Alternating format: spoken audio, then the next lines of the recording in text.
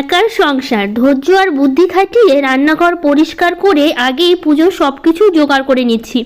রাধে রাধে বন্ধুরা, কেমন আছো তোমরা সবাই? আশা করি ভীষণ ভালো আছো। আমরাও কিন্তু খুব ভালো আছি। আজকে হচ্ছে রবিবার, তোমাদের সাথে নিয়ে আজকের ব্লগটা শুরু করছি। সাথে থাকো, আজকের ব্লগটা তোমাদের খুব ভালো লাগবে। তো যাই হোক, সকাল সকাল উঠে পড়েছি। আজকে রবিবার দেখে একটু দেরি করে উঠেছি, মানে 7টার দিকে উঠেছি। ছুটির দিন তো দেখতেই পাচ্ছ কতটা বেলা হয়ে গেছে। বাইরের রোদ দেখে বোঝা যাচ্ছে যে কতটা বেলা হয়ে গেছে। তো যাই হোক, উঠেই গাছে আগে জল দিচ্ছি। কালকে তো এখানে ওই গাছগুলো সব তুলে ফেলেছিলাম, গাঁদা ফুলের গাছগুলো তোমরা তো দেখেছো। গাছগুলো একদমই মরে গেছে, তো সব তুলে ফেলেছি। আর ছোটো ছোটো দুই একটা ডাল, আর মানে যেইদিকে যে দুই একটা গাঁদা ফুলের গাছ আছে ওখান থেকে কয়েকটা ডাল আমি ভেঙে বিকেল দিকে লাগিয়েছিলাম। হবে কিনা জানি না, এই সময় তো ফুলের গাছ হওয়ার কথা না, তারপরেও দুই একটা ডাল ভেঙে লাগিয়েছি।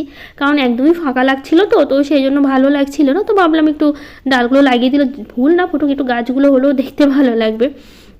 তো সেই জন্য লাগিয়ে দিয়েছিলাম, জানি না কি হবে। তো যাই হোক, লাগানোর দরকার, লাগিয়ে দিয়েছি। তারপরে হচ্ছে গাছে একটু, কালকে তো জল দিয়েছিলাম, তো এখন বললাম একটু সকালবেলা জল দিই, তাহলে যদি গাছগুলো একটু বেঁচে ওঠে। তো যাই হোক, এইদিকে এই যে ফুলের গাছগুলো দেখছো না, এখন পাতাগুলো সব ঝরে পড়ছে, আর তার মধ্যে প্রচণ্ড পাতা পড়েছে। আর আমাদের ফুলের গাছে যত পাতা নয়, পাশে গাছগুলো আছে, মানে পাশের বাড়ির, ওদের এদিকটা ডালগুলো সব এসে আছে, তো আমাদের এই সাইডটা তো সব শুকনো পাতাগুলো এখানেই ঝরে পড়ে। তো খুবই খারাপ লাগছিল, দেখেন অনেকগুলো পাতা জড়ো হয়েছে, মানে একদম ওয়ালের সাথে লাগানো তো গাছগুলো, আর এই ওয়ালের সাথে এই পাতাগুলো পড়ে। এদিকটা বেশি পড়ে না, ওই সাইডটাই বেশি পড়ে। আর আমাদের ফুলের গাছের তো পাতাগুলো ঝরে পড়েই, তো সেই কারণে না একদমই পাতাগুলো ওখানে অনেক জড়ো হয়েছিল। প্রথমে তো বোঝা যাচ্ছিল না, ঝাড় দিয়ে যখন নিয়ে আসলাম তখন মনে হচ্ছে না জানি কতগুলো পাতা। যখন ঝাড় দিয়ে এক জায়গায় করবো তখন তোমরা নিজেরাই দেখলে বুঝতে পারবে যে কত পাতা জড়ো হয়েছে। তার মধ্যে দুদিন, মানে একদিন পরেই তো পুজো, তো একটু ঘরের ভিতরের সাথে বাইরেটাও পরিষ্কার না হলে ভালো লাগে না। গাছের এখানে পাতাগুলোই পড়েছিল, ভালোও লাগছিল না। আর পুজো বলতে বুঝতেই পারছো, বাড়িতে অনেক লোকজন আসবে, অনেক লোকজনই নেমন্তন্ন করা হয়েছে, বেশ বড় করেই পুজো করা হবে। তো সেটা তো তোমাদের সাথে শেয়ার করবো। আজকে যেহেতু রবিবার, কালকের দিনটা আছে সোমবার, মঙ্গলবারই তো পুজো, আজকে আর কালকের দিনটাই আছে মাঝখানে। তার আগেই সব কিছু ধীরে ধীরে গুছিয়ে নিচ্ছি। বুঝতেই পারছো, একার সংসার, পুজো আমাকে একাই মোটামুটি সামলাতে হবে। তারপরে বোন ওদের বলেছি আসার জন্য। এখন যতই লোককে আসতে বলি না কেন, নিজের বাড়ির কাজ নিজে যতটা না আগাবো, অন্য কারোর ভরসায় থাকলে তো আর হবে না। নিজেকেই সবটা সামলাতে হবে, নিজে একাই পারবো এইভাবেই এগোতে হবে, তাছাড়া আর কোনো উপায় নেই। অন্যের ভরসায় কখনো যে কোনো জিনিসই করা যায় না, নিজের বাড়ির কোনো কাজ আরেকজনের ভরসায়। নিজে যতটা পারবো ততটা তো সামলাতেই হবে। তবু বলেছি আসতে, দেখি যদি আসে তাড়াতাড়ি তাহলে তো খুবই ভালো। বোনকে বলেছি, মানে আমার কাকুর মেয়ে, তো যাই হোক আমার তো নিজের বোন নেই, তো কাকুর বোন, সরি কাকুর মেয়ে, তো ওটা নিজের বোনই বলতে পারো। আমার নিজের বোনের মতনই আমরা থাকি, যতই কাকুর মেয়ে হোক না কেন, কখনো সেটা আমরা মনে করি না যে আমাদের কাকাতো বোন। নিজের বোনের মতোই আমরা সবসময় চলাফেরা করি বা থাকি, নিজের বোনই বলতে পারো। তো যাই হোক, একই বাড়ির আমরা মাত্র দুটোই মেয়ে এক বাড়িতে। যেহেতু আমার বাবারা 3 ভাই, তো যাই হোক 3 ভাইয়ের 3টে ছেলে, কিন্তু মেয়ে দুটো। আমার ছোটো কাকুর কোনো মেয়ে নেই, বা একটাই ছেলে আমার ছোটো কাকুর, তার জন্য দুটোই মেয়ে আমরা বাড়িতে, আর 3টে ছেলে বলতে পারো 3 ভাইয়ের। আমার বাবার যেহেতু 3 ভাই, আমার বাবা সবার বড়। তো যাই হোক, তো সে বোনকে আসতে বলেছি, এখানে কাছেই ওরও বিয়ে হয়েছে, খুব একটা দূরে বিয়ে হয়নি, কিন্তু বিয়ে হলেও এখানে থাকে না। ওর বরের কাজের সূত্রে রাজস্থানে থাকে, যেহেতু ওর বরের কাজই রাজস্থানে, তো সেই জন্য রাজস্থানে থাকে। এখানে সেই বিয়ে উপলক্ষেই এসেছিলো, দাদার বিয়ে উপলক্ষে এসে মাঝে মধ্যেই আসে এখানে, 2 মাস 1 মাস পরপরই আসে অবশ্য, কিন্তু ওদের কাজের সূত্রে রাজস্থানেই থাকতে হয়। তো যাই হোক, এখানে আপাতত এখনও আছে, যায়নি, চলে যাবে। আর মানে আজকে যেহেতু সোমবার, তো মানে এই বৃহস্পতিবার, তারপরের বৃহস্পতিবারই চলে যাবে ওরা রাজস্থানে। তো যাই হোক, চলে যাবে। তো এখন এইদিকে সবটা না সামলালে এখন আর উপায় নেই। তো যাই হোক, একা একাই করবো সবটা যতটা পারি। আর বোনকে তো বললামই, দেখি কখন আসে। তো যাই হোক, এদিকে সবটা পরিষ্কার করলাম। আমার পাতাগুলো দেখতে পেলো কতগুলো পাতা ছিল, সবটাই বাইরে ফেলে দিয়ে আসলাম। আর এদিকে কিছু তুলসী গাছ ছিল, যেন প্রচুর তুলসী গাছ হয় আমার এখানে, মানে আমার বাড়িতে অন্তত প্রচুর হয়।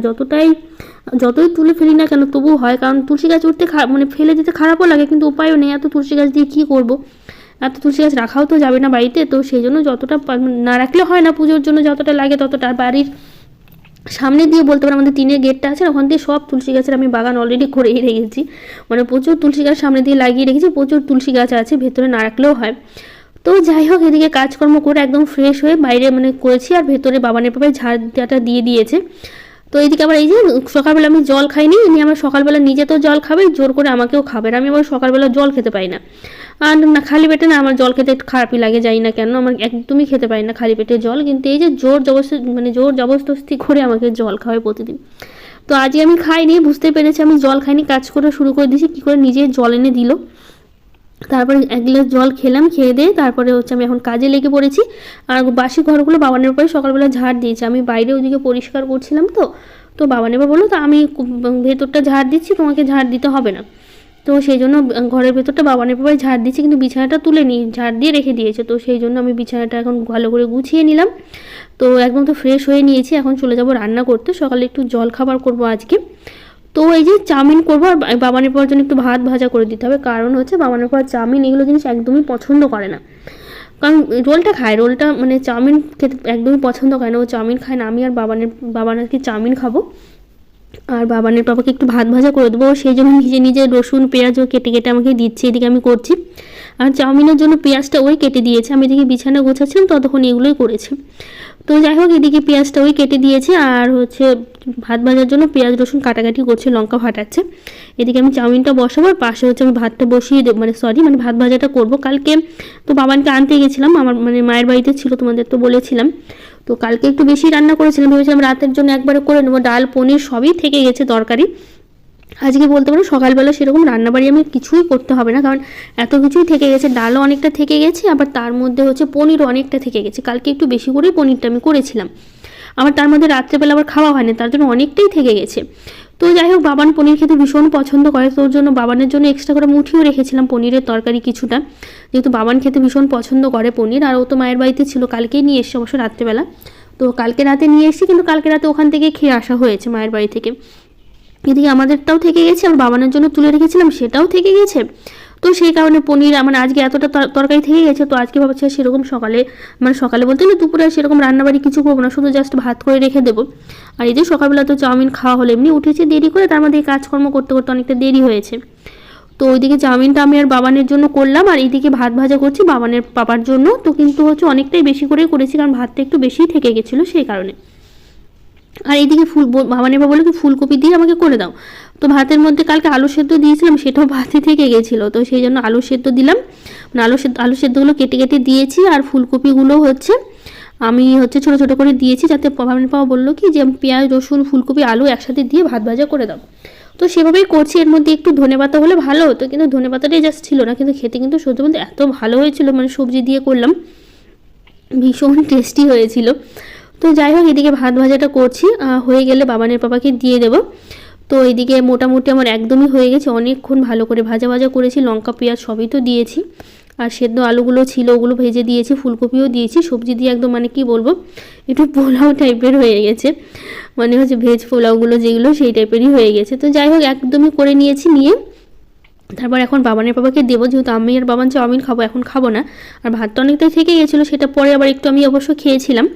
তো যাই হোক, এদিকে পনির অনেকটা থেকে গেছে, ভাবলাম পনির দিয়ে ওকে বাবানের পাপাকে দিই। আর বেগুন ভাজাও করেছিলাম কালকে, তো এই যে বাবানের পাপাকে দিলাম পনিরের তরকারি, আর দিব হচ্ছে বেগুন ভাজা, এগুলো দিয়ে বাবানের পাপা সকালবেলা খেলো, মানে 10টা তো বেজে গেছিলো, তো ওই টাইমে ও এগুলো খেলো, আর আমরা খেলাম চাউমিন। তো বাবান ভাত খায়নি, আমি ওর পরে একটু ভাত আবার খেয়েছিলাম। তো যাই হোক, এদিকে রান্নাবাড়ি শেষ করলাম, করে মানে যতটুকু পারলাম করলাম। আর দুপুরবেলা একটু ভাত করেছিলাম, আর ডাল তরকারি কিছু করিনি, থেকে গেছিলো। তো ভাবলাম ভালোই হলো, এরকম একটু হলে কাজ করতে পারে একটু সুবিধাই হয়, রান্না করতে না হলে প্রতিদিন রান্না করতে করতে একটা দিন যদি রান্না একটু কম করতে হয় ভালোই লাগে। বেশ দিনটা কিন্তু আজকে ভালোই গেল, সেরকম রান্নাবাড়ি কিছু করতে হলো না, জাস্ট ভাত করেছিলাম দুপুরবেলা, তাতেই হয়ে গেছে। তো এই যে খাওয়ার পর যে বাসনগুলো হলো, সেই বাসনগুলো ভালো একটু মেজে তুলে রাখি।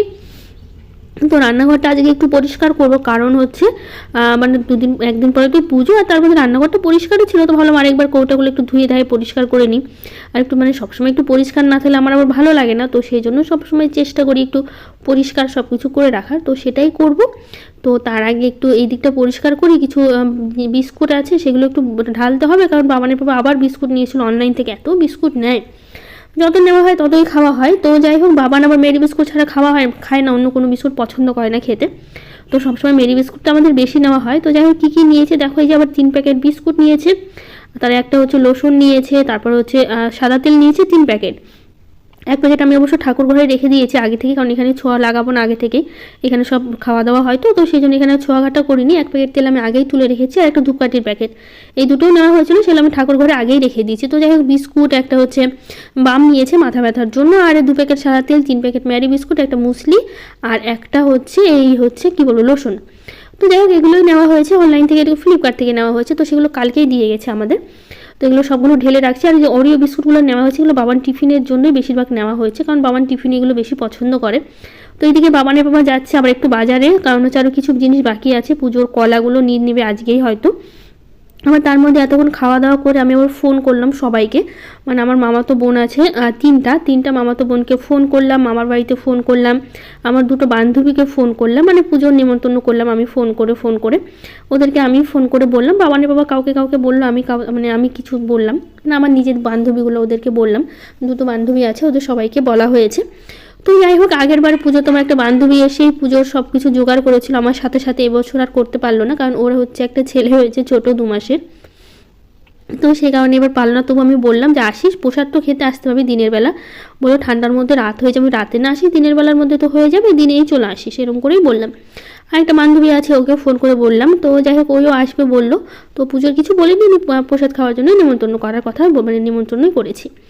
তো যাই হোক, এদিকে এখন দুপুর টাইমটা একটু ঘর বাড়িগুলো ঝাড় না দিলে ভালো লাগে না। সকালবেলা বাবানের বাবা অবশ্য ঝাড় দিয়েছে, কিন্তু কি বলতো, যতই সকালে ঝাড় দিই, দুপুর টাইমটা ঝাড় দিলে না ঘর বাড়ি, মানে কাজ শেষে দুপুর টাইমটা ঝাড় দিলে ঘর বাড়িগুলো একদম পরিষ্কার পরিচ্ছন্নই থাকে। তো সেই কারণে আমি দুপুর টাইমে একবার ঝাড় দিই, মানে সব কাজ সেরে নিয়ে তারপর দুপুর টাইমটা একবার ঝাড়ঝাঁটা দিই।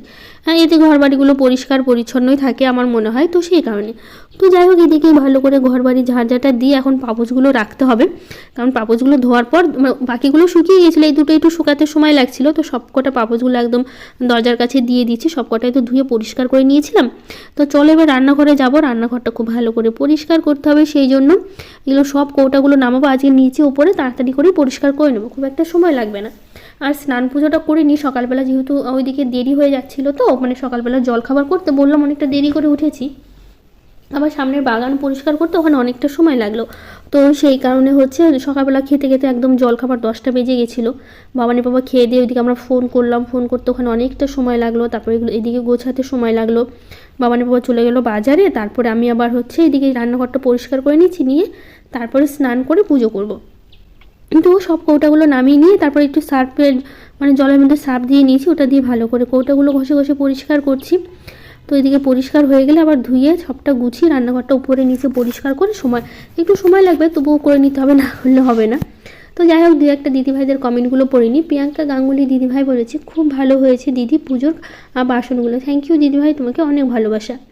পায়েল পাল দিদিভাই বলেছে, পুজোর বাসনগুলো খুব ভালো হয়েছে, ভিডিওটা খুব ভালো লাগলো, থ্যাংক ইউ। তৃষ্ণা পাত্র দিদিভাই বলেছে, সব জিনিসপত্রগুলো খুব সুন্দর হয়েছে, থ্যাংক ইউ। আরও কিছু দিদিভাইরা কমেন্ট করেছে, দোলন হাউস, শ্রুতি ব্লগ, তাপসী, সোমা দাস, সামিয়া আক্তার, মামনি ব্লগ, সোনিয়া দেবী, সবাইকে থ্যাংক ইউ, অনেক ভালোবাসা যারা কমেন্ট করেছো সবাইকে। তো যাই হোক, এদিকে যা কৌটা ছিল ভালোই মোটামুটি ধোয়া হয়ে গেছে, আর কয়েকটা বাকি আছে, এগুলো করে নিলেই হয়ে যাবে। সব কৌটাগুলোই সার্ফের জল দিয়ে করছি, মানে সেরকম নোংরা হয়নি বললেই চলে, একটু হালকা জাস্ট তেল এমনিতেও চিমনি আছে, খুব একটা তেলে হয় না, তারপরেও একটু হয়ে যায়, সামনেখানে থাকে তো সাইড দিয়ে তো তেল উড়ে যায় তারপরেও। তো যাই হোক, এদিকটা সবটা হচ্ছে আমি ভালো করে মেজে নিয়ে তারপর এখন ধুয়ে নিচেই রাখছি, তারপর উপরটা পরিষ্কার করে ওখানটা হচ্ছে আবার সব কৌটাগুলো সাজিয়ে রাখবো, তাহলে কিন্তু হয়ে যাবে। এদিকে ধুতে কিন্তু বেশ ভালোই লাগছিল, তাড়াতাড়ি করেই সব কিছু করে নিচ্ছিলাম। এদিকে আবার জল গরম বসিয়েছিলাম একটু, বাবানকে আবার জল গরম করে দিলাম, কারণ হচ্ছে ঠান্ডা পড়ে গেছে, তো ওই গরম জল ছাড়া স্নান করতে পারে না। আর আমিও তো এমনি বেশিরভাগ সকালবেলা করেই স্নান পুজোটা করি, আমারও গরম জল লাগে স্নান করতে, কিন্তু আজকে যেহেতু মানে করা হয়নি সকালবেলা, তো দুপুরবেলা আমি আর গরম জলে স্নান করিনি, আর হালকা রোদ উঠে তো ট্যাঙ্কির জলেই করে নিয়েছিলাম, কারণ ওর ট্যাঙ্কির জল অতটা ঠান্ডা ছিল না, আর বাবানের তো পারবে না ও করতে, তো ওকে একটু গরম জল করে দিলাম। ও বাইরে এখন আমি বলে আসলাম সাবান দিয়ে ঘষে স্নান করতে, ও কিন্তু বাইরে এখন স্নান করছে। আর বাবানের বাবা এখনও বাড়িতে ফেরেনি, ওই বললো একটু সময় লাগবে, পুজোর কিছু জিনিস আছে, ওর একটু কাজও আছে, করে একবারে দেরি করেই ফিরবে। তাহলে ঠিক আছে, তাহলে দেরি করেই ফিরো, সমস্যা নেই। তো যাই হোক, এই দিকটা হচ্ছে ভালো করে সেলফটা পরিষ্কার করলাম, করে এখন এই কৌটাগুলো ধুয়ে তো নিয়েছি, জলটাও খুব একটা ঝরেনি, ভেজাই আছে, এত তাড়াতাড়ি তো জল ঝরবে না, তো সেই কারণে হচ্ছে ভেজা রাখলাম, ভাবলাম পরে আস্তে আস্তে শুকিয়ে যাবে। তো সেই কারণে সব কৌটাগুলো ধুয়ে এখন সাজিয়ে রাখছি। এভাবে কৌটাগুলো সাজিয়ে রাখলে কিন্তু ভালোও লাগে দেখতে, সবসময় পরিষ্কার থাকলে। আর তেলে থাকলে কিন্তু খুব একটা ভালোও লাগে না, হাত দিয়ে ধরতেও খারাপ লাগে, তেলে থাকলে কেমন যেন লাগে, তাই না? তো যাই হোক, এই দিকটা ভালো করে গুছিয়ে নিয়ে তারপরে সবটা করে এখন নিচের দিকটা করতে হবে। নিচের কৌটাগুলো আর ধুবো না, শুধু কৌটাগুলো সরিয়ে, কারণ নিচেরগুলো তেল হয় না, একটু হালকা ধুলো পড়লে আমি আবার কৌটাগুলো মুছে নিই, কারণ উপরটাই বেশি তেল হয়, নিচের দিকটা তেল একদমই হয় না বললেই চলে। তো তো যাই হোক নিচের কৌটাগুলো সবটা নামিয়ে নিচ্ছি, বেশিরভাগ হচ্ছে এখানে মুসলির কৌটাগুলোই আছে, মুসলিগুলো খাওয়া হচ্ছে, কৌটাগুলো আমি আবার রেখে দিই। কৌটাগুলো দেখতেও বেশ সুন্দর, মানে বাকি জিনিসগুলো রাখা হয়, অনেক কিছুই রাখা যায় কৌটার মধ্যে, তো সেই কারণে তো এর মধ্যে অনেক কিছুই থাকে, বিস্কুট, আটা, ময়দা অনেক কিছুই রাখি আমি কৌটাগুলোর মধ্যে, বেশিরভাগ বিস্কুটগুলোই আছে। তো যাই হোক নিচেরটা বেশ পরিষ্কারই আছে, তারপরে একটু কৌটাগুলো সরিয়ে একটু ভালো করে মুছে নিলাম। এর নিচে আর সার্ফ কিছু দিইনি, জাস্ট কাপড়টা ভিজিয়ে মুছে নিয়েছি। মুছে নিয়ে আবার কৌটাগুলো যেমন মানে যেভাবে ছিল সেভাবেই সাজিয়ে সাজিয়ে একটু গুছিয়ে নিচ্ছি। গোছানো থাকলে দেখতে ভালো লাগে, তো সেই জন্য গুছিয়ে রাখার চেষ্টা করি সব সময়। আর কৌটাগুলো কিন্তু আমি একটু শুকনো কাপড় দিয়ে পরে আবার মুছে নিয়েছিলাম, তো সেটা ভিডিও করা হয়নি। তো এগুলো ধুইনি, যেহেতু তেল তেলা হয়নি, শুকনো কাপড় দিয়ে একটু হালকা ধুলো পড়েছে, তো ওটা দিয়ে ভালো করে একটু ঝেড়ে নিয়েছি, তাহলে কিন্তু হয়ে গেছে।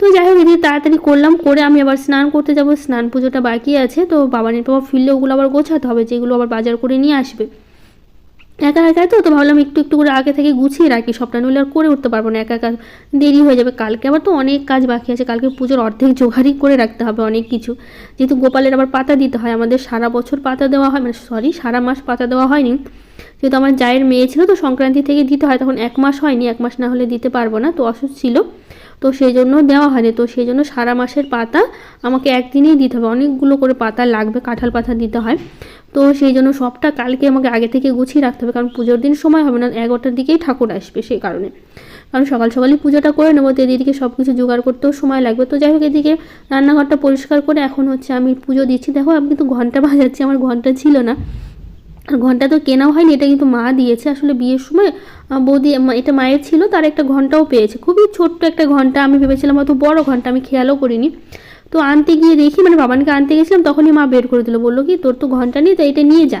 মা অবশ্য আগে থেকে বলে রেখেছিলো, তো সেই জন্য আমি আর কিনিনি, সেদিন পুজোর জিনিসপত্র কিনলাম। তো আমি যদি জানতাম যে এত ছোট, তাহলে আমি একটা কিনেই নিতাম, এখন গিয়ে দেখি এত ছোট, আমার তো পছন্দ হচ্ছে না, এখন আর উপায়ও নেই। তো ভাবলাম যে নিয়ে যাই, আপাতত পুজোর কাজটা চলো, পুজোর কদিন, তারপরে ধীরে সুস্থে পরে একটা ঘন্টা কিনেই নেব। তো যাই হোক এদিকে বাবানের বাবা কিছু সবজি বাজার করেছে, দেখলাম আরও অনেক সবজি বাকি আছে, এই কটাই এনেছে আপাতত, আজকে রবিবার তো আমাদের এখানে হাট বসে, তো হাট থেকেই এনেছে, আর কিছু কলাও এনেছে। তো কলাগুলো ভাবলাম বের করে রাখি, ব্যাগে থাকলে নষ্ট হয়ে যাবে, আর বেশি নরম হয়ে যেতে পারে, তো সেই কারণে।